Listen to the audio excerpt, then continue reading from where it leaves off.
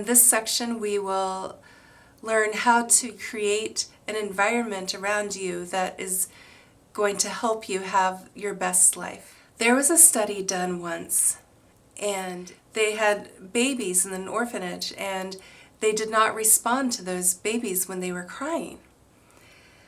And what happened to those babies is that a lot of them died.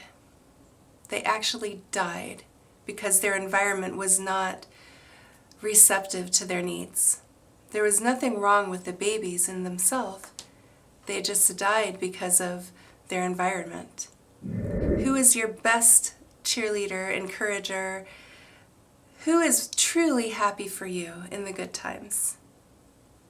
Now think, who is truly there for you in bad times in your life? Who is willing to be there when you are in the darkest of days, and even though it's not fun, really cares enough to be there for you? You want to surround yourself with people who are there for you in the good times and the bad times. You don't want someone who's there only when things are going great or only when things are going bad. You want someone who truly is able to unconditionally love you and be there for you during both times. Both are equally important. Thinking about who your community and environment really is, who those top 3 to 5 to 10 people are that you are becoming most like. Think of inner qualities, spiritual or physical or intellectual things. Just think of things that you ideally strive for in your own life, your top qualities and your top values. Now think, do the people that I'm around spend the most time with, whether that is people at work, whether it is my significant other, whether it's family or friends, or even people online that I end up interacting the most with, the top people, do they have similar values as me? What is their life like? How do you feel when you interact with them? What are your thoughts? What do you end up doing more of when you are with them? Do you end up sitting around and watching TV and complaining about the weather? Or do you end up doing creative, fun, new things, or feeling very driven to make the world a better place in your own way? Do you feel valued? Do you feel energized around them? Or do you feel depleted? Do you feel that you want to make yourself the best you can be? Are you doing it because they inspire you so much and they have such unconditional love that you're inspired to be even better of a person? Take note exactly of how you feel and who is around you when you're feeling these things, or when you're thinking these things, or when you're doing things in life. Of course, we're all trying to become better people. And of course, you are wanting to live up to these standards as well. You want to be there for your friends during the good and bad times. And in your journey of making the world a better place by you being the best person you can be, you have to remember who you choose to spend your time with in your life creates you. It has a huge impact on you. Take it seriously, create your community, and drop the dead weight. Meaning, if there are people that refuse to change and you're not able to be strong enough to pull them to your positive living standards, and you feel yourself just drawn down every time you're with them, it's probably better not to spend much time with them. Now, it's kind of hard when that's somebody in your household, but it's not impossible. You can still do it. It might be little by little, or you might say, hey, I am going to do my very best to pull this family member or roommate or co-worker, whoever you spend that much time with, pull them up and help encourage them. But if you do that to the point where you're depleted and your cup is empty, you don't have any more to give, you're not doing them a favor, you're not doing yourself a favor, you're not doing the world a favor. And so it's time to take it seriously and surround yourself with people who are on the same journey. And on the way, you will develop and be able to become stronger and stronger and lift others up as well.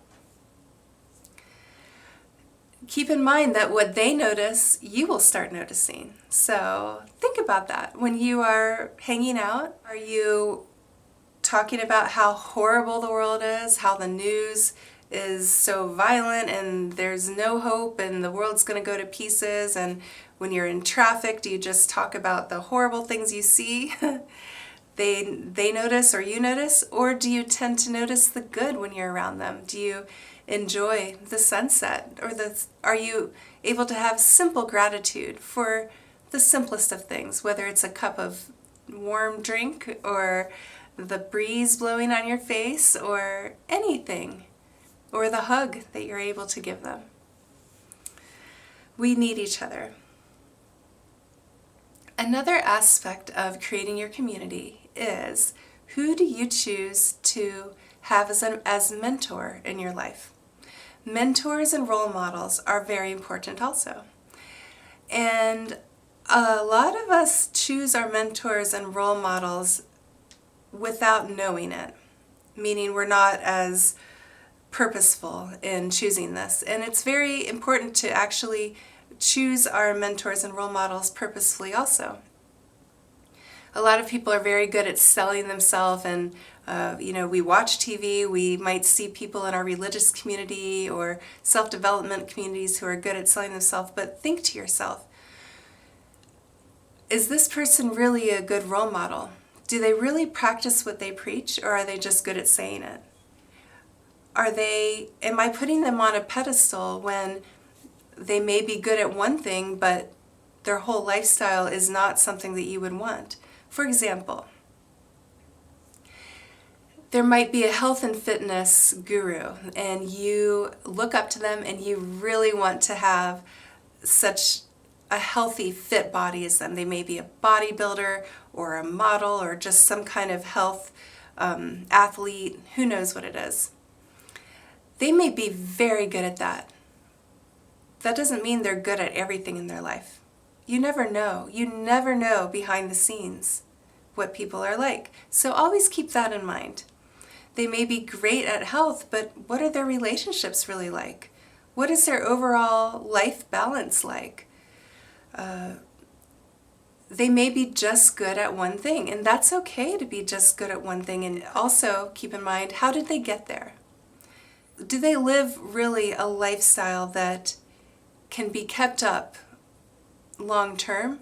Or is it kind of like crash diet, I'm going to do this photo shoot, I'm going to win this bodybuilding thing, but they can't really keep it up long term? If they can't keep it up long term, I hope you're not thinking you will too. You can. Of course you can keep up a lifestyle you create long term, but be conscious about the whole picture. So, in summary, create your community, drop the dead weight, and keep in mind that who you surround yourself with in your life, communities you surround yourself with, individual people you surround yourself with, your environment has a huge influence on you. So choose it consciously, and enjoy the lifestyle you create. I'm so happy that you're with us today with Spa for the Soul, and I hope you have learned something about creating your life in a community that you love. You deserve it.